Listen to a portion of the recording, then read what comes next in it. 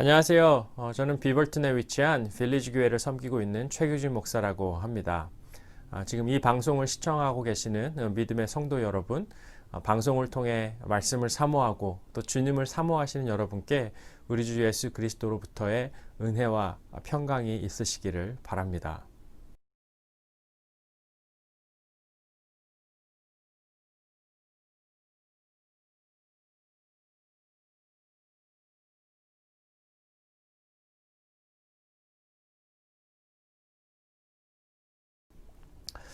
저에게는 두 딸 아이가 있는데요. 첫 아이의 출산이 임박할 때까지도 이 아이의 이름을 뭐라고 지어야 하지? 라는 고민을 끝까지 했었던 기억이 있습니다. 하루에도 수십 개씩의 이름을 떠올려 보기도 하고 종이에 쭉 나열해 보기도 하고 또 인터넷을 검색해서 아이디어를 얻어 보기도 하고 옥편을 찾아가면서 뜻을 만들어 보기도 했었죠.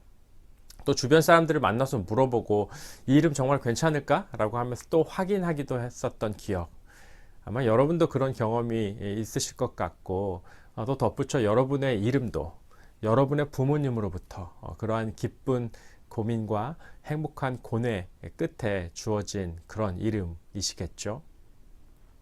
저희 첫 아이 이름을 지을 때 너무나 고민한 나머지 어깨가 이렇게 뻐근해서 한숨을 쉬면서 이렇게 스트레칭하면서 하늘을 쫙 쳐다봤는데 문득 창밖에 하늘이 너무 예쁘게 보이길래 결국 저희 첫 아이의 이름은 하늘이가 되었답니다. 하늘을 닮은 사람이 되라고 말이죠. 그래서 사람들은 저를 이렇게 부릅니다. 하늘 아버지라고 말입니다. 오늘 잠시 함께 상고해보고자 하는 하나님의 말씀은 출애굽기 3장 13절에서 15절의 짧은 구절입니다. 잘 아시는 것처럼 하나님께서는 그 떨기나무 앞에서 모세를 부르셨죠. 하나님께서 모세를 통해 애굽 제국의 그 폭정 가운데서 고통받고 신음하고 있는 이스라엘을 해방시키겠다고 부르시는 그 장면이 바로 오늘 본문 직전의 문맥인데요. 그 말씀을 듣자 모세는 이런 질문을 하나님께 합니다. 바로 13절인데요.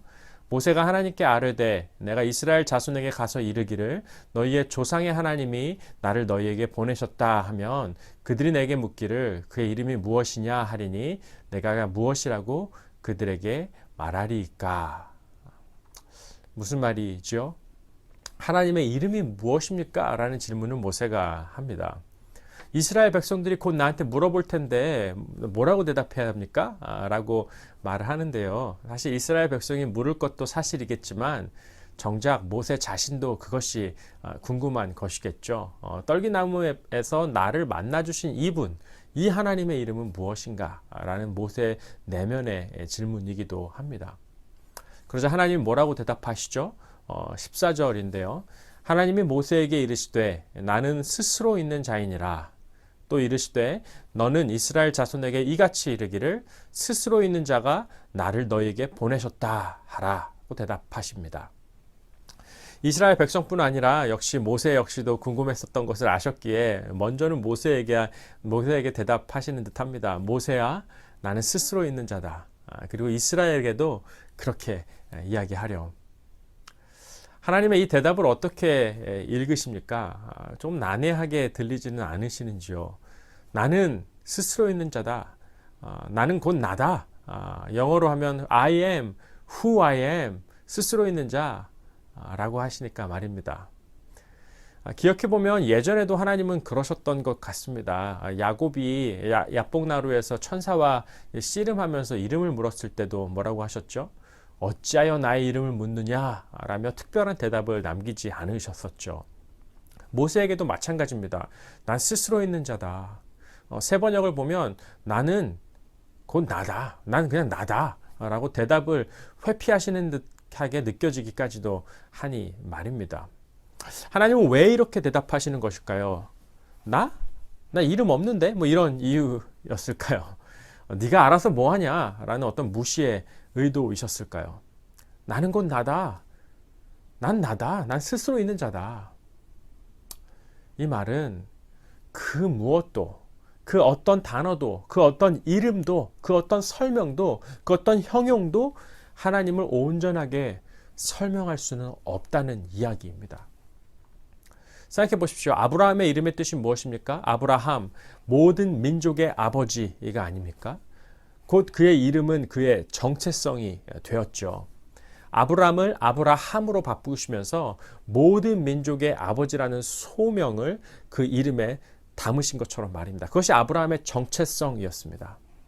모세는 또 어떻습니까? 모세의 이름 뜻은 물에서 건져냈다라는 것처럼 그것이 모세의 이력이지요. 또 건져냄을 받았던 삶이기에 이스라엘을 수렁에서 건지도록 연결되어지는 소명으로 나아가는 것이 모세의 이름, 그 이력이자 정체성이 아닙니까? 자, 그렇다면 무슨 의미이겠습니까? 하나님의 정체성은 무엇입니까? 다시 말 하나님의 이름은 무엇입니까? 라는 질문에 하나님의 대답이 이러합니다. 하나님을 충분히 소개할 수 있는 단어나 이름은 없다는 겁니다. 단어뿐 아니라 그 어떤 지성도 어떤 이해로도 담아낼 수 없다는 것입니다. 하나님이 그렇게 유한하신 분이 아니라는 이야기입니다. 마치 떨기나무에 불이 붙었는데도 그 떨기가 불에 타지 않았던 것처럼 아무런 땔감을 필요로 하지 않는 존재, 의존하지 않으시고 스스로 있는 분, 속박되어 있지 않으신 분, 제한되어 있지 않으신 분, 무한하신 분, 영원하신 분, 그분이 하나님이라는 것이죠. 나는 곧 나야 라는 말씀, 이름 안에 가둘 수 없는 존재, 그 indescribable한 존재라는 말씀입니다. 자요, 그런데 말이죠. 잘 살펴보면 오늘 본문은 여기서 끝나지를 않죠. 이 말씀과 동시에 한마디를 덧붙이셨던 것이 바로 15절의 말씀입니다. 하나님이 또 모세에게 이같이 이르시기를 너희 조상의 하나님 여호와 곧 아브라함의 하나님, 이삭의 하나님, 야곱의 하나님께서 나를 너희에게 보내셨다 하라. 이는 나의 영원한 뭐라고 하죠 여기서? 영원한 이름이요 대대로 기억할 나의 칭혼이라. 자, 이름을 안 가르쳐 주시겠다던 분이 갑자기 이것이 내 이름이다 라고 말씀을 하시는데요. 분명히 같은 맥락 속에서, 문맥 속에서 하시는 이야기이죠. 근데 그 이름은 뭐라고 하시죠? 너희 조상의 하나님 여호와 곧 아브라함과 이삭과 야곱의 하나님이다 라고 말씀하십니다. 무슨 말이시겠습니까? 이는 곧 그 스스로 있는 자, 난 나야 라고 하셨던 그 무한하시고 자유하신 하나님의 겸손하시고 자발적인 자기 속박이고 자기 제한입니다. 왜 그러한가? 나는 무한하지만 나는 누구에게 속박되어 있지 않지만 내가 스스로 자발적으로 속박하기를 나는 너희 조상의 하나님이 되겠다. 나는 너의 백성을 위해 존재하기를 작정한 하나님이다. 라는 의미가 아니겠습니까?